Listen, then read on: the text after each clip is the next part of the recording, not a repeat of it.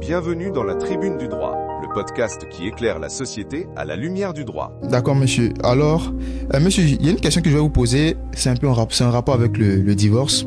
Ok. Que devient le patrimoine lorsque les époux divorcent? Ok. Donc, on est dans le point relatif à la dissolution de la communauté. D'accord. La communauté peut être dissoute soit par le décès de l'un des époux, soit par le divorce ou par plein d'autres choses. Dans le cas que tu évoques, on est dans le décès de l'un des époux. Il faut distinguer selon qu'on est dans le régime de la communauté de biens, de la séparation de la convention. Le régime conventionnel, les époux peuvent mettre tout ce qu'ils veulent dedans. Voilà, donc ils peuvent mettre dedans que tu seras ceci, tu seras cela et tout. Tu gagnes tant, tu gagnes tant. D'accord. C'est laissé à leur libre appréciation. Dans le régime de la communauté des biens, il faut savoir qu'à la dissolution de la communauté, les époux se partagent à part égale l'ensemble des biens issus de la communauté. C'est le principe de la communauté de biens. 50-50. Donc si à la dissolution de la communauté, il y avait 100 000 dans le patrimoine familial, monsieur a 50 000, madame a 50 000. Ça, c'est pour ce qui est de la dévolution de l'héritage en fonction du régime. Mais il ne faut pas oublier qu'en droit ivoirien, la femme mariée est aussi successible. Elle fait partie des ayants droit.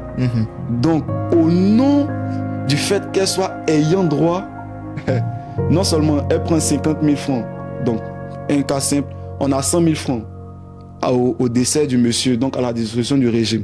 Au nom du régime de la communauté de biens, madame aura 50 000 francs, les enfants auront 50 000 francs. Et au nom du fait qu'elle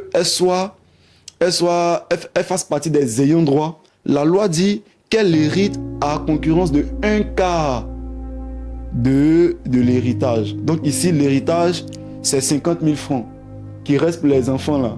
Voilà, elle prend un quart dedans encore. Un quart de 50 000, c'est... Ça, c'est quand l'un des époux décède. Oui. Ça, c'est quand l'un des époux décède. Oui. Maintenant, on suppose qu'ils ont divorcé. On suppose qu'ils ont divorcé, on ne rentre pas dans la part des successifs puisqu'il est encore vivant.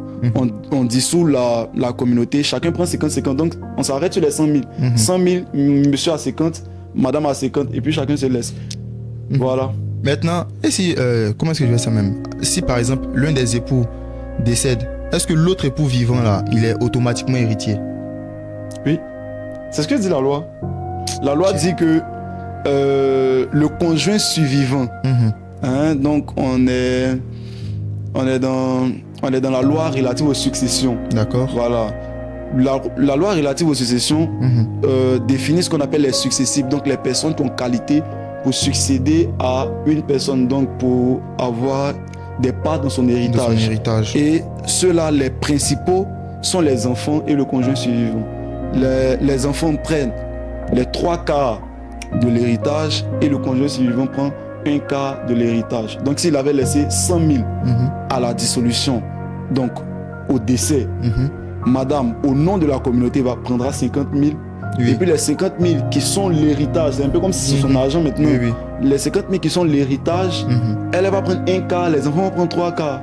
Donc elle prend 12 500, je ne sais pas fou en matin. Elle va prendre 12 500 et puis le reste, je ne sais pas combien de mille là, s'ils sont 4 bien sûr.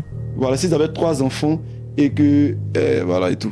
Bon, monsieur. Je ne sais pas si elle a mélangé mon calcul, mais... C'est qui a su, c'est ça. C'est qui a su, l'idée est là. Voilà. Monsieur, on suppose que ils sont ensemble, bon, ils divorcent. Et puis, monsieur avait pris... Non, cette fois-ci, on prend femme. La dame avait pris dette, quelque part, et puis ils ont divorcé. Pourtant, ils étaient dans la communauté de biens. Est-ce que, au divorce, là, les dettes seront toujours communes? On reprend la question. La femme, elle est dans le régime de communauté de biens avec le monsieur. Et les deux individus divorcent. Or, avant le divorce, la dame avait contracté une dette. Et cette dette-là a servi aux charges du ménage. Oui. Est-ce qu'elle reste commune? Ils vont rembourser. Mais ils sont plus ensemble. Attends. Est-ce que la dette est antérieure à la dissolution ou est postérieure? C'est-à-dire que, est-ce que c'est quand ils ont divorcé qu'elle a pris la dette ou c'est avant le divorce? C'est avant le divorce. Oui, mais si c'est avant le divorce qu'elle a pris la dette, donc au moment où elle prenait la dette, la communauté n'était pas encore dissoute. La loi n'est pas rétroactive. La loi n'est pas rétroactive. La loi, c'est au moment. Donc, il faut déterminer le moment où elle contracte la dette. Et tu l'as bien signifié, la dette a servi aux charges du ménage. D'accord. Alors qu'on a dit que les époux répondent des dettes qui ont servi aux charges du ménage. Elle, après, vous payez le loyer, vous deux, vous avez dormi dedans, tu n'es pas remboursé. Aïe. Hein? Tiens, comment? Bon, monsieur, on va prendre un cas pratique. Ok. La dame, il y a une dame, par exemple, elle est ivoirienne, elle est mariée au Sénégal. Coucou à mes amis sénégalais. Elle est mariée au Sénégal, elle a connu le monsieur, ils ont vécu au Sénégal. Mais la loi sénégalaise, je crois, autorise la polygamie. Donc le monsieur est polygame là-bas. Maintenant, lui et puis ses deux épouses viennent en vacances en Côte d'Ivoire. Ils savaient que le monsieur décède. Comment est-ce qu'ils vont faire la succession? C'est selon la loi ivoirienne ou la loi sénégalaise? Ils sont mariés où? Au Sénégal. Au Sénégal. Il y a ce qu'on appelle, pour les étudiants qui ont bien fait le droit, et c'est pas les étudiants qui, qui rasaient les murs là. Il y a, je pense que c'est le droit international qui gère ça, le droit international privé qui régit les rapports entre les individus, mais qui sont par exemple de territoires différents. Dans notre cas de figure, il y a un élément d'extranéité, c'est qu'elle est ivoirienne, elle s'est mariée au Sénégal, mais suivant ou selon la loi sénégalaise. En principe, la loi qui est censée régir la dissolution, l'héritage, ce genre de... En tout cas, tout ce qui est en rapport avec leur mariage est en principe régi par le droit sénégalais. Parce que c'est là-bas qu'ils sont mariés. Si c'était marié, donc je pense que l'exemple aurait été différent si le monsieur étant ivoirien s'était marié en Côte d'Ivoire et puis était allé se marier, tu vois, les coureurs de jupons là. Puis le père s'est marié au Sénégal. Ne faites pas ça chez vous. Ne faites pas ça. Donc, il se marie en Côte d'Ivoire selon la loi ivoirienne. Il va en mission au Sénégal. Il trouve une Sénégalaise parce que les Sénégalaises sont envoûtantes. Oui, c'est une belle dette. Pause. Ok, on peut continuer. et donc, il se marie au Sénégal et là maintenant, il décède. Et ici, il s'est marié sous le régime de la communauté de biens. Donc la femme, sachant que son homme est aisé, espère avoir 50% de son argent. Sauf que il s'est marié aussi au Sénégal selon la loi sénégalaise. C'est ce qu'on appelle conflit de loi dans le temps, dans l'espace, ce genre de choses. Et ça, je pense que la loi c'est un peu penché sur ces domaines-là. C'est que je pense on va trouver, d'abord il faut déterminer la loi applicable à la situation, donc à la dévolution de la part de chacun. On va déjà faire l'inventaire des biens. S'il est allé se marier au Sénégal, peut-être qu'il a des biens au Sénégal. Tu vois, s'il s'est marié, c'est qu'il a des biens ici. On fait l'inventaire des biens et puis en fonction de la loi sénégalaise, de la loi ivoirienne, il y a un consensus. Je suis évasif sur le sujet parce que je n'ai pas les éléments probants, les éléments de test pour pouvoir clarifier ma pensée. Mais selon le droit international, on va trouver un consensus pour pouvoir régler la situation. Monsieur, il y a un fait qu'on voit, surtout à l'intérieur du pays, bon, même à Abidjan ici. La dame est mariée légalement avec le gars, le monsieur décède et la belle famille. Cela m'énerve d'abord. La belle famille se lève. C'est pour notre enfant. Sort. Qu'est-ce que la loi dit concrètement? Est-ce que la femme peut, la femme mariée peut s'opposer? Parce que c'est quand même la belle famille. Ils ont le droit de... Bon, je ne sais pas si c'est le droit, mais est-ce qu'eux aussi peuvent avoir une part d'héritage dans les biens du monsieur décédé? Que dalle. Rien même. En fait... Ça vous fait mal. Il faut qu'on soit clair. Moi, je pense que souvent, les gens souffrent parce qu'ils me connaissent. Moi, je suis chrétien. Jésus disait que mon peuple périt par manque de connaissance. Amen. Reçois mon fils. Mon peuple périt par manque de connaissance. Tout à l'heure, quand on parlait des héritiers et tout, lorsque l'un des époux décédait, on n'a pas cité tous les à côté. Moins. Voilà. La femme et les enfants, c'est au cas où le monsieur, par exemple, n'a pas d'enfant, que d'autres lignes successorales vont entrer en ligne de compte. La belle famille, l'obligation que les époux ont envers leur belle famille, c'est l'obligation de s'occuper de leur vivant. Ah, ça, je pense, il faut qu'on le dise. Les hommes, vous avez l'obligation de vous occuper de votre belle famille. Oui. Ça aussi, j'ai appris. C'est une obligation, c'est pas à jamais. Hein. C'est pas à négocier. C'est la loi qui dit ça. Oui. Vous avez l'obligation de vous occuper de votre belle famille. Et vous avez l'obligation de vous occuper de vos parents.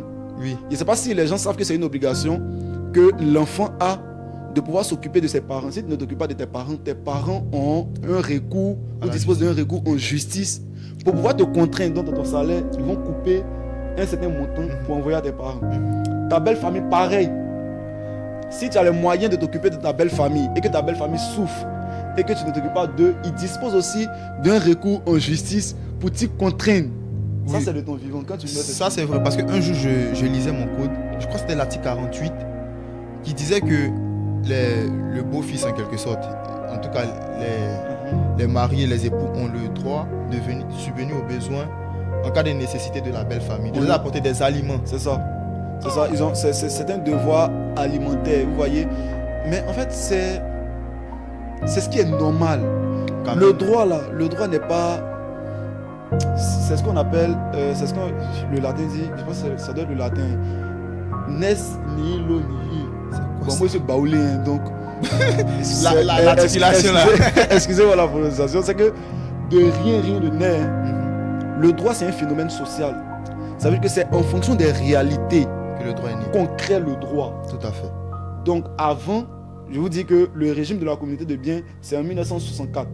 Le régime de la séparation des biens, c'est en 1983.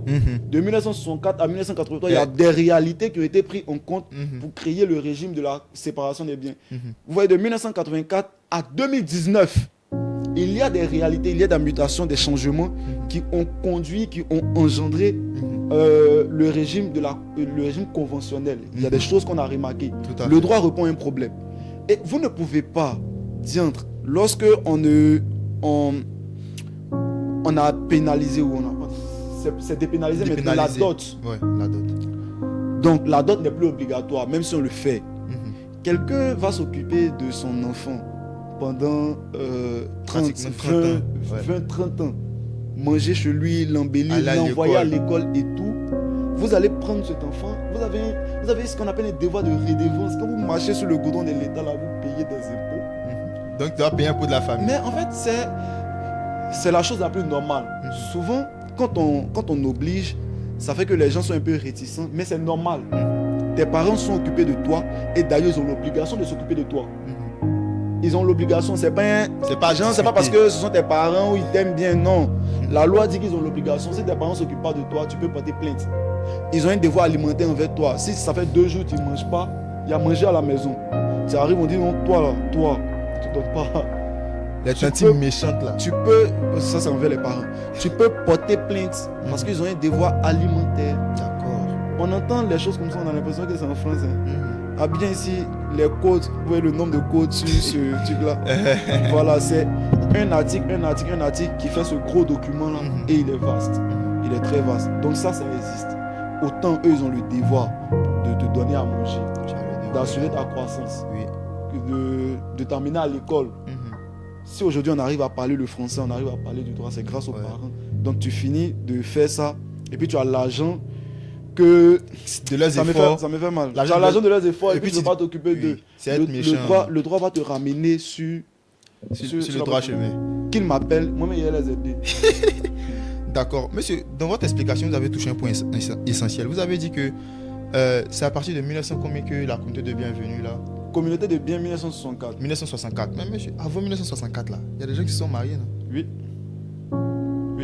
Et je pense que certains d'entre vous seront surpris, mais il y a des gens en Côte d'Ivoire qui étaient polygames. Il y a des gens qui ont légalement marié 2-3 femmes. Bon, ils savaient qu'il y a la communauté qui est venue maintenant.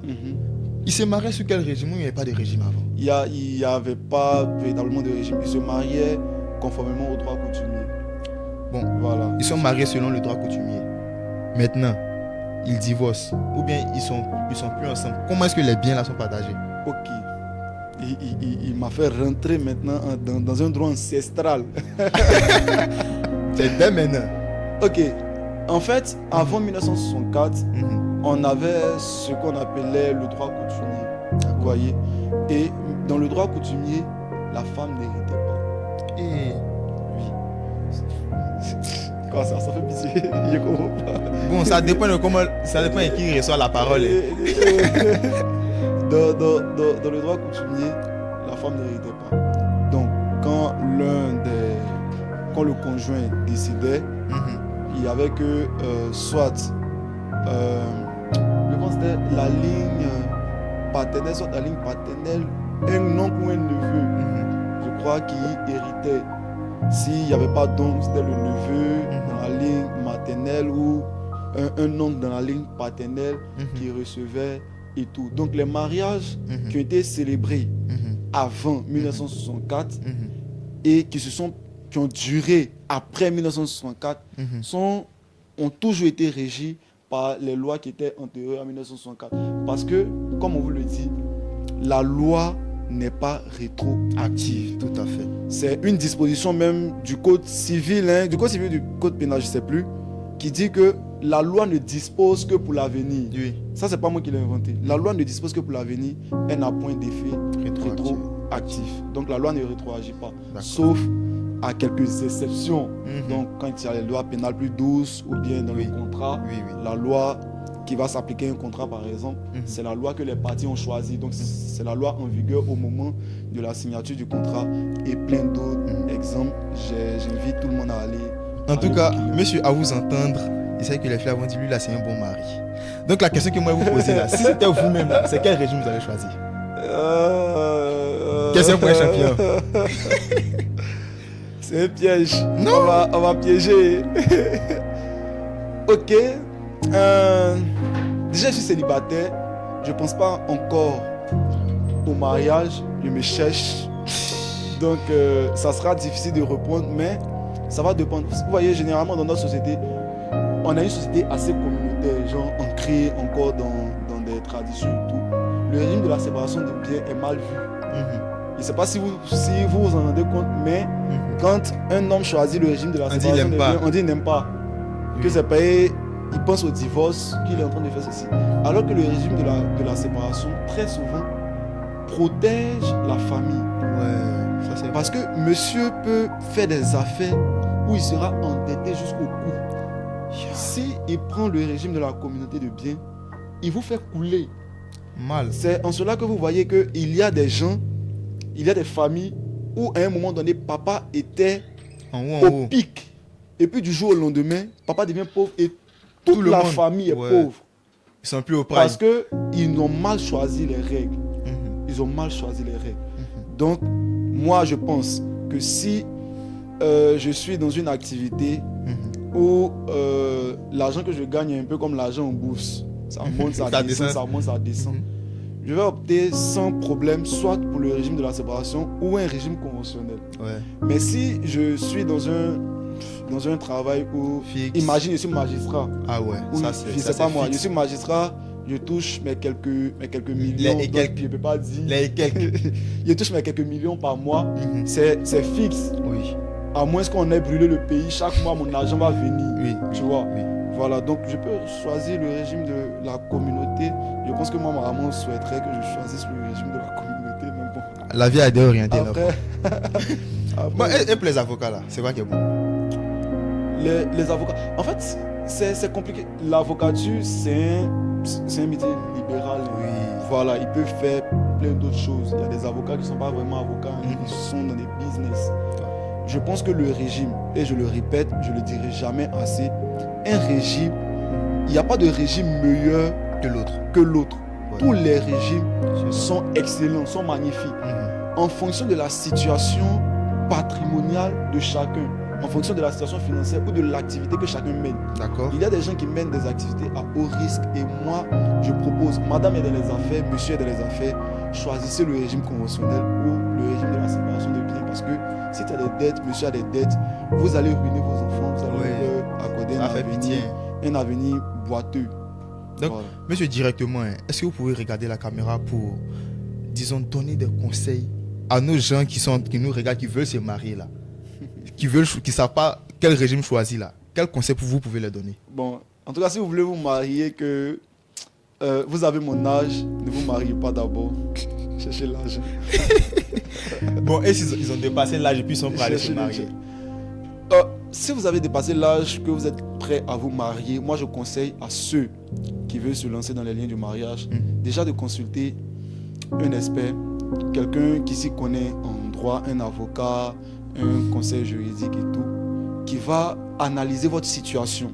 Donc, il va analyser ce que monsieur fait, qui va analyser ce que madame fait, qui va analyser les enjeux et qui va vous guider vers un régime matrimonial qui vous conviendra. Mais toujours est-il que le régime matrimonial, il n'est pas figé dans le temps. Je pense qu'on l'a pas évoqué, oui. Mais le régime matrimonial peut être changé. Super. Peut-être un ouf de soulagement pour certains. Qui vont regarder ma vidéo, qui vont aller changer. La loi dit que le régime matrimonial peut être changé 2 ans après l'application du premier régime que vous avez choisi. D'accord. Ça veut dire si à la mairie, vous avez choisi le régime de la communauté de biens, 2 ans. 2 ans après, vous pouvez choisir un autre régime.